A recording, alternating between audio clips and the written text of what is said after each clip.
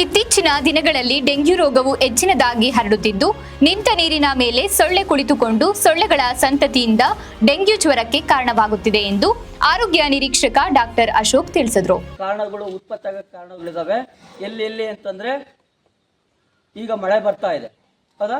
ಮಳೆ ಬಂದಾಗ ಈ ಶೀಟಿನ ಮೇಲೆ ಏನಾದರೂ ನೀವು ತೆಂಗಿನ ಚಿಪ್ ಬಿಸಾಕಿದ್ರೆ ತೆಂಗಿನ ಚಿಪ್ನಾಗ ನೀರು ನಿಂತ್ಕೊಂಡ್ರೆ ಅದ್ರಾಗ ಸೊಳ್ಳೆ ಆಗ್ತವೆ. ಆಮೇಲೆ ಈ ವೇಸ್ಟ್ ಬಾಟಲ್ ನೀರು ಕುಡ್ದಾದ್ಮೇಲೆ ತೆಗೆದು ಹೊರಗೆ ಬಿಸಾಕಿದಾಗ ಅದ್ರಾಗ ಏನಾದರೂ ಮಳೆ ನೀರು ನಿಂತ್ಕೊಂಡ್ರೆ ನೀರು ನಿಂತ್ಕೊಂಡಿದ್ರೆ ಅದ್ರಾಗೆ ಸೊಳ್ಳೆ ಆಗ್ತವೆ.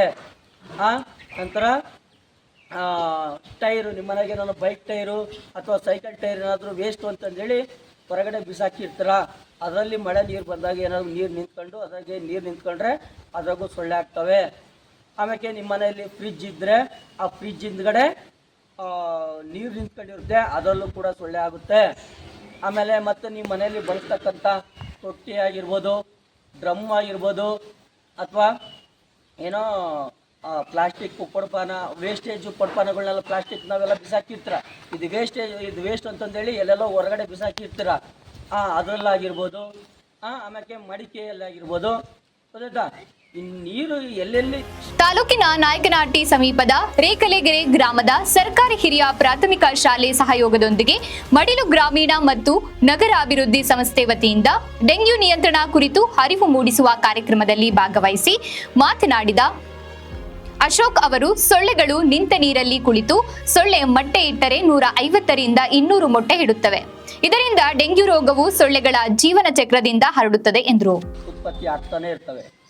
ಹಾಗಾದ್ರೆ ಮತ್ತೆ ಸೊಳ್ಳೆ ಉತ್ಪತ್ತಿ ಆಗ್ತಾ ಇತ್ತಪ್ಪ ಅಂತಂದ್ರೆ ಮತ್ತೆ ಅದನ್ನ ನಿಯಂತ್ರಣ ಮಾಡೋದು ಹೆಂಗೆ ಅಂತಂದ್ರೆ, ಇವು ಏನು ನಾನು ಹೇಳಿದ್ನಲ್ಲ, ತೊಟ್ಟಿ, ಡ್ರಮ್ಮು, ಬ್ಯಾರಲ್ಲು, ತೆಂಗಿನ ಚಿಪ್ಪು, ಟೈರ್ ಒಡೆದೋದ ಟೈರು, ಆಮೇಲೆ ಪ್ಲಾಸ್ಟಿಕ್ ಏನಾದರೂ ಇಂಥವುಗಳನ್ನ ಹೊರಗಡೆ ಬಿಸಾಕಿದ್ರೆ, ನಂತರ ಇದು ಪ್ಲಾಸ್ಟಿಕ್ ಆಗಿರ್ಬೋದು, ಮತ್ತು ಮಡಿಕೆ ಆಗಿರ್ಬೋದು, ಆಮೇಲೆ ನಿಮ್ಮ ಮನೆಯಲ್ಲಿ ಏನಾದರೂ ಹೆಚ್ಚಿನದಾಗಿ ಹೂವಿನ ಕುಂಡ್ಲ ಇಟ್ಟಿದ್ರೆ ಅದರಲ್ಲಿ ಜಾಸ್ತಿ ನೀರು ಹಾಕಿದರೆ ಅದರಲ್ಲಿ ಏನಾದರೂ ನೀರು ನಿಂತ್ಕೊಂಡಿದ್ರೆ ಅದಕ್ಕೂ ಕೂಡ ಸೊಳ್ಳೆ ಆಗ್ತದೆ, ಗೊತ್ತಾಯ್ತಾ?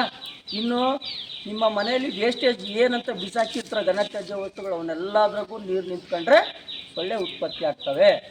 ಅದಕ್ಕೆ ನಾವೇನು ಮಾಡಬೇಕು, ಏನು ಸಂಗ್ರಹಣಾ ತೊಟ್ಟಿಗಳಾಗಿರ್ಬೋದು, ಈ ಘನತ್ಯಾಜ್ಯ ವಸ್ತುಗಳು ಇವೆಲ್ಲ ಏನು ಹೇಳಿದ್ನಲ್ಲ, ಇವನ್ನ ನೀವು ಈ ಮಳೆಗಾಲದಲ್ಲಿ, ಅದು ಹೆಚ್ಚಿನದಾಗಿ ಈ ಟೈಮಲ್ಲಿ ಜೂನು, ಜುಲೈ, ಆಗಸ್ಟ್, ಸೆಪ್ಟೆಂಬರ್ವರೆಗೂ ಮಳೆ ಬರ್ತಾ ಇರುತ್ತೆ. ಮಳೆ ಬಂದಾಗ ನೀರು ನಿಂತ್ಕೊಂಡಿದ್ದು ನೋಡಿ, ಎಲ್ಲಾದರೂ ನೀರು ನಿಂತ್ಕೊಂಡಿದ್ರೆ ಅವನ್ನ ನೀವು ಬೋರ್ಲಾಕಿ. ಮಡಿಲು ಸಂಸ್ಥೆಯ ಗೌರವಾಧ್ಯಕ್ಷ ರಾಕೇಶ್ ಕುಮಾರ್ HR ಮಾತನಾಡಿ, ಡೆಂಗ್ಯೂ ರೋಗವು ಈಡಿಸ್ ಎಂಬ ಹೆಣ್ಣು ಸೊಳ್ಳೆಯಿಂದ ಹರಡುತ್ತದೆ. ಈ ಸೊಳ್ಳೆಯು ಹಗಲು ಹೊತ್ತಿನಲ್ಲಿ ಕಚ್ಚುತ್ತದೆ. ಇದರಿಂದ ಪ್ರತಿಯೊಬ್ಬರು ತಾವು ವಾಸಿಸುವ ಮನೆಯ ಅಕ್ಕಪಕ್ಕ ಸ್ವಚ್ಛತೆಯನ್ನ ಕಾಪಾಡಬೇಕು. ಮನೆಯ ಕಿಟಕಿಗಳಿಗೆ ಮೆಸ್ಗಳನ್ನ ಹಾಕಬೇಕು ಎಂದರು. ರೇಕಲಗೆರೆ ಗ್ರಾಮ ಪಂಚಾಯಿತಿ ಸದಸ್ಯ ವೀರೇಶ್ ಮಾತನಾಡಿ, ನಮ್ಮ ಆರೋಗ್ಯ ಪೂರ್ಣವಾಗಿದ್ದರೆ ಜೀವನ ಪೂರ್ತಿ ನೆಮ್ಮದಿಯಾಗಿ ಇರಬಹುದು. ಇದರಿಂದ ನಮ್ಮ ಸುತ್ತಮುತ್ತಲಿನ ಪರಿಸರ ಸ್ವಚ್ಛತೆಯಾಗಿ ಇಟ್ಟುಕೊಂಡರೆ ನಮಗೆ ಡೆಂಗ್ಯೂ ರೋಗವು ಬಾರದ ರೀತಿ ಕಾಪಾಡಿಕೊಳ್ಳಬಹುದು ಎಂದು ತಿಳಿಸಿದರು. ಈ ಸಂದರ್ಭದಲ್ಲಿ ಮಡಿಲು ಸಂಸ್ಥೆಯ ಅಧ್ಯಕ್ಷ ಕುಮಾರಸ್ವಾಮಿ, ನಿರ್ದೇಶಕ ಧ್ಯಾಮ್ ಕುಮಾರ್, ಶಾಲೆಯ ಮುಖ್ಯ ಶಿಕ್ಷಕ ತಿಪ್ಪೇಸ್ವಾಮಿ, ಗ್ರಾಮ ಪಂಚಾಯಿತಿ ಸದಸ್ಯ ವೀರೇಶ್, ಬಸಮ್ಮ, ಮಾಜಿ ಅಧ್ಯಕ್ಷರಾದ ತಿಪ್ಪೇಸ್ವಾಮಿ, ಆಶಾ ಕಾರ್ಯಕರ್ತರು, ಗೀತಾ, ಗ್ರಾಮಸ್ಥರು, ಮುಖಂಡರುಗಳು ಉಪಸ್ಥಿತರಿದ್ದರು.